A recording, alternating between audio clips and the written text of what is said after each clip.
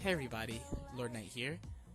As you all know, I'm a very experienced net player. It's where I get the most practice. So, I wanted to share with you my list of 6 types of players you run into online. First off, we have the Mashy Grappler. You've all played against this type of player before. You might actually have been that type of player at one point. And my advice to you is to humor this person. We all have to start somewhere. If fighting games is like growing up, then the Mashy Grappler is like a small child. If they're having fun, they'll stick around. Maybe they'll even send you a friend request or ask you for advice to try to improve. At worst, they'll get salty and leave, and maybe even send you a funny message.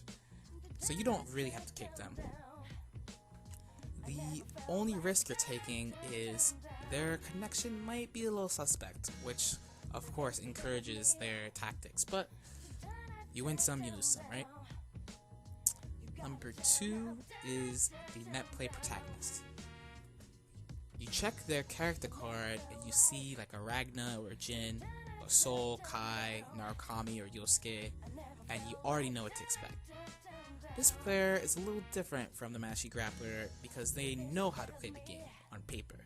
They can combo and confirm, they know how to block, they know block strings. But the netplay tactics are very real. That netplay overhead, you block 100% of the time offline, you will never block it online. The throw setup you've seen a million times, you will definitely not tech it. So this player is dangerous in their own way. Essentially they're running instant overheads and stuff on you, and you just kind of have to deal with it. Watch out. Number 3 is the light blue square. This is an Arxis kind of specific thing, but this player purposely made themselves the lowest rank. Now I'm not sure if it's to prove a point or if they just like the color blue. I don't really know. But what I do know is because they're the lowest rank, you can't actually really tell how good they are until you play them, which is a good and bad thing.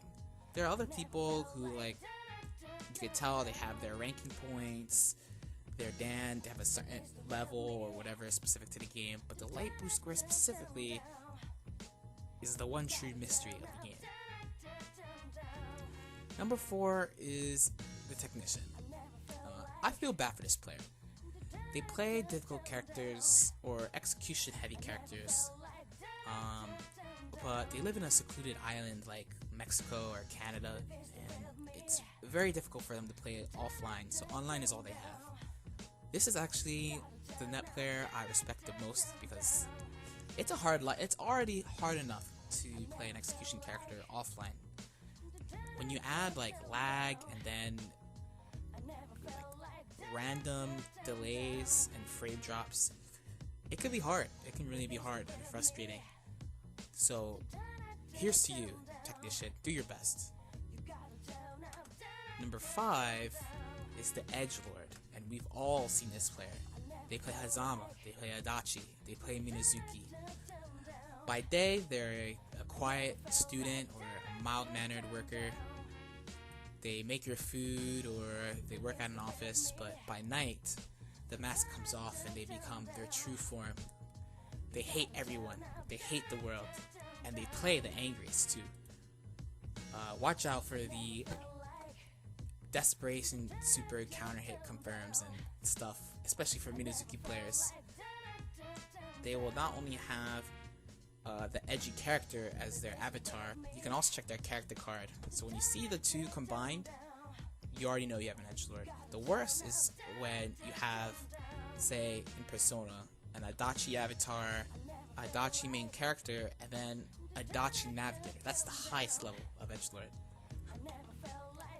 Last but not least, number 6 is the King of the Lobby.